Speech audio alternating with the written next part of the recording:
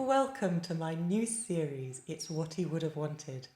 We're going to be listening to recordings made by singers who had some guidance from the composer on how they wanted their music to be sung.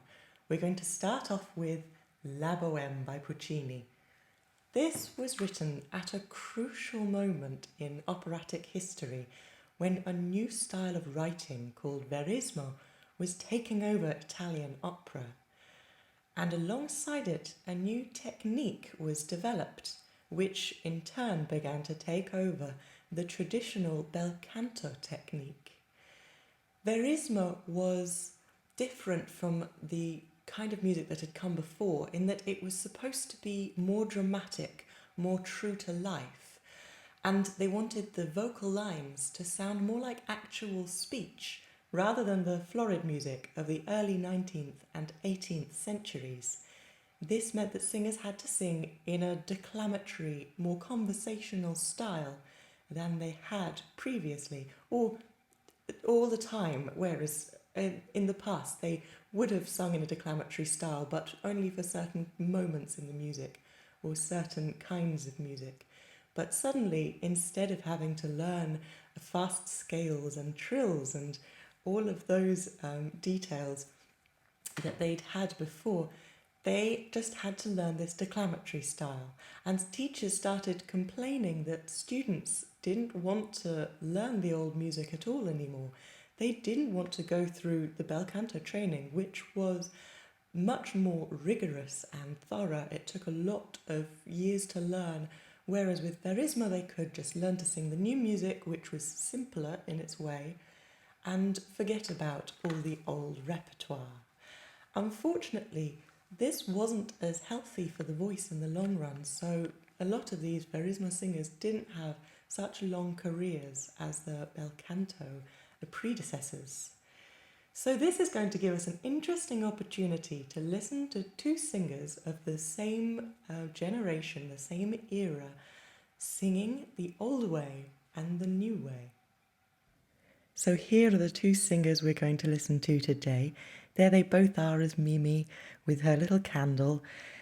They were about the same age, but they represent the two different ways of singing that were coinciding at the time.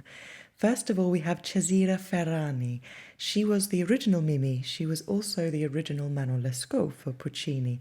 So it seems that Puccini liked her a lot. And she really is your typical true verismo sound. The next is Nellie Melba. She was the rising star in the bel canto tradition. In fact, she really wanted to be able to sing the new style of music, but she found it too heavy for her very delicate voice. Then she came across La Bohème and thought, this is a role I could sing. So she went to study it with the composer himself. She gave varying accounts of how long she spent with him exactly, but it seems like they went through the score quite thoroughly, and he made several notes on how he wanted it to be sung. So, first of all, let's listen to the original Ferrani. At the time when these recordings were made, there were restrictions on how long a record could be. So, for that reason, Ferrani only recorded the second half of the aria. So that's what we'll focus on today.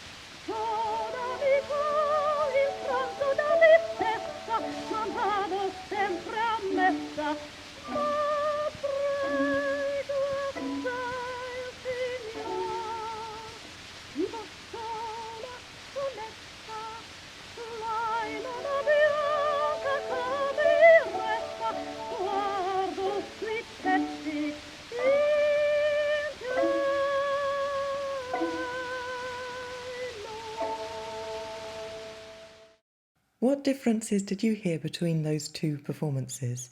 I can tell you what I heard. Well, if we think back to the 6 technical differences that I outlined in my first video, I'll add a link to that so you can remind yourself. They were vibrato, agility, ease or effort, tone, variety, and legato. Well, straight off I can hear that Ferrani is using a touch more vibrato than Melba. It isn't as much as you hear operatic singers today, but compared to Melba's, which is just this very subtle, almost non-existent vibrato, it is quite noticeable, and this did start to come in with the Verismo style. Before then, there were singers with vibrato, but they were usually criticised and said that they sounded like old people with a tremor in the voice. The other thing is that Melba has more variety of tone. She's lightening, sweetening the sound sometimes, and this gives more lightness to her performance and more variety. And also there's just a little more of that beautiful bel canto legato from Melba. Let's go on to the next section, the big climax of the piece.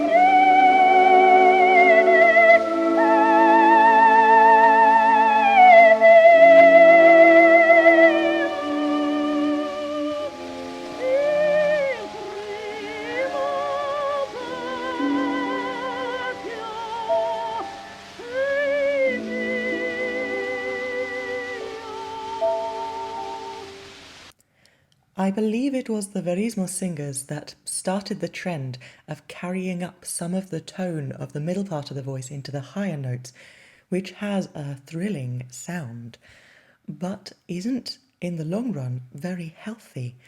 You can hear that Ferrani is carrying up that tone from the middle part of the voice into those high notes, whereas Melba just pops into another register that is silvery and sweet, and has a quite different quality. It sounds lighter than the middle voice.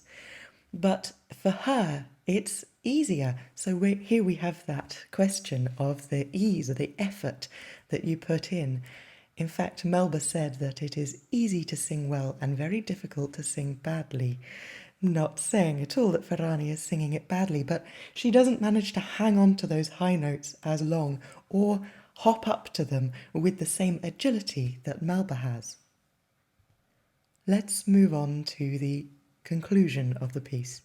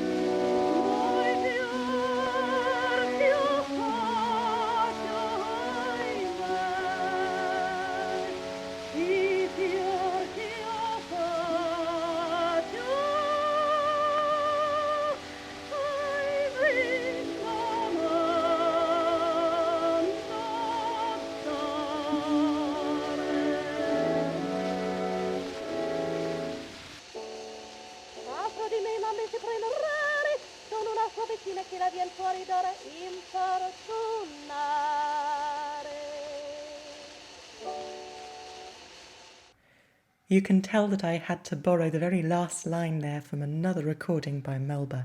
Because of those time constraints that I mentioned earlier, she also never recorded the entire thing complete. Both of them demonstrate at the end here that simplistic, very conversational style that was so popular in Verismo, and I think probably had its origins, or it's similar to the comedic style of the 18th and early 19th centuries, which was also supposed to have that chatty, almost spoken quality to it. One thing that I particularly love about Melba's final lines is that before she sings Aimé, which is alas, it's a sigh, she gives just a slight pause and a little extra breath, as though she really is sighing the word. It's a beautiful touch. So which do you think Puccini himself preferred? When I think about the singers I know of that Puccini particularly admired singing his own music, quite a lot of them were bel canto trained. There were some Verismo singers he really loved. For example, Rosa Raiza, a great Verismo singer for whom he wrote Turandot. But then there was Tom Burke, who Nellie Melba discovered and brought with her to reopen Covent Garden after the war, singing, of course, La Bohème. And Tom Burke was trained in the bel canto tradition.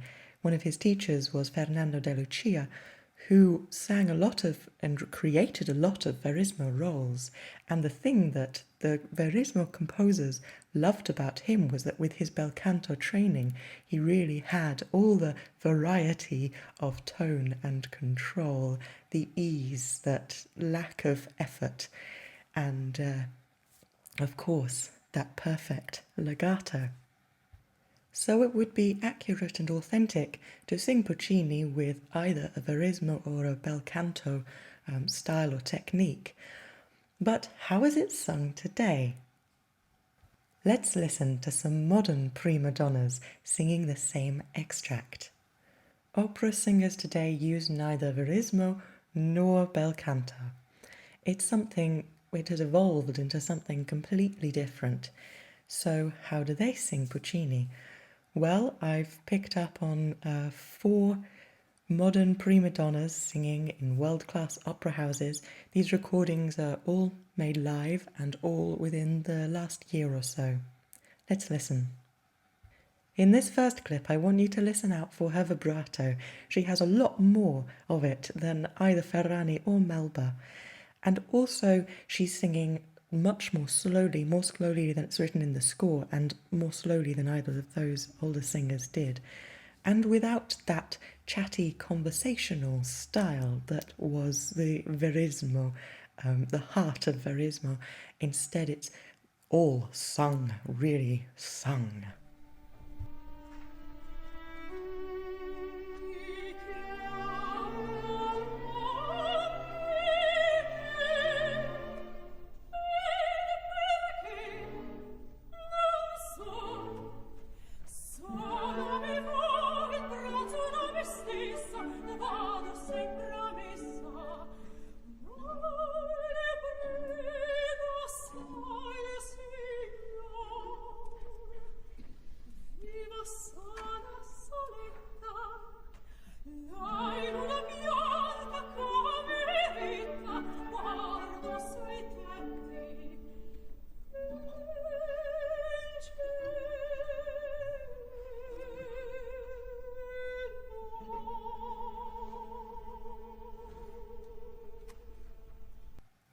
In this next clip, we can really hear that modern dark tone that I talked about in my first video, and she's achieving it by pushing her chin down onto her chest and pushing her lips forward. And as well as this, we also hear in her high notes she has a wobble, which is a particularly slow, wide vibrato.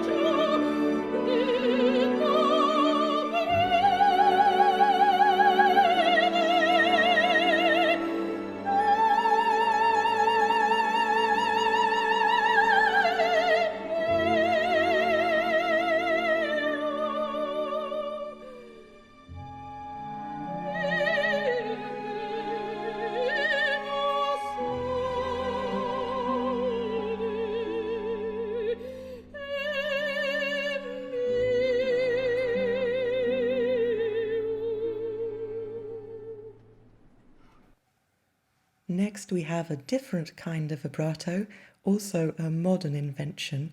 This one is very wide but much faster. I slowed the clip down and her vibrato actually covers a major third, but a major third above the note, so we could call this an inverted vibrato, which can make her sound like she's singing sharp. And at the beginning you can hear the modern style of breathy, gasping expression, which really wouldn't carry in the theatre without the use of a microphone. But it is very popular these days.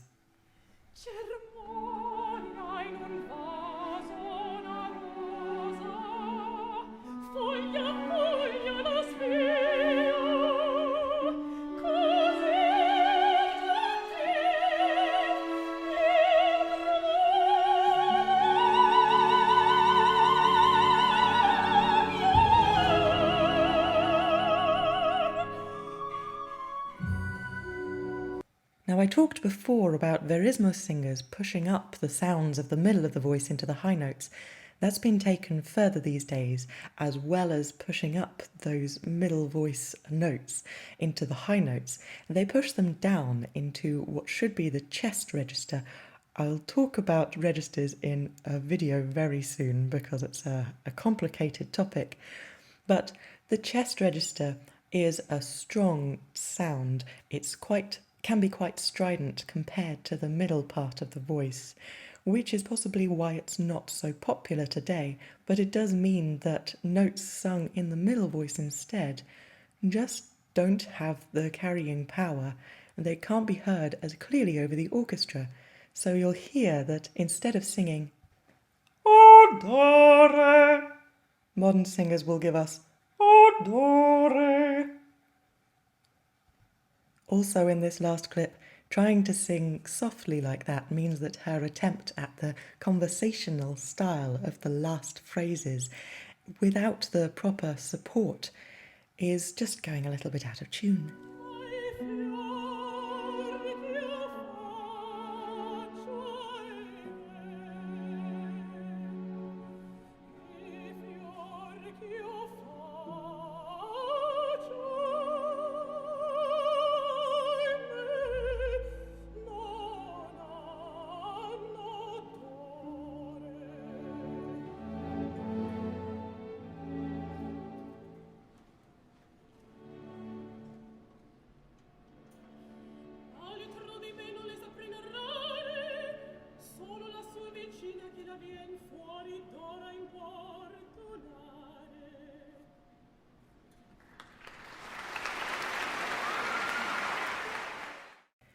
In the second half of the 20th century, a movement started to attempt to sing and play the music of the past in the style of how it would have been performed at the time that it was written.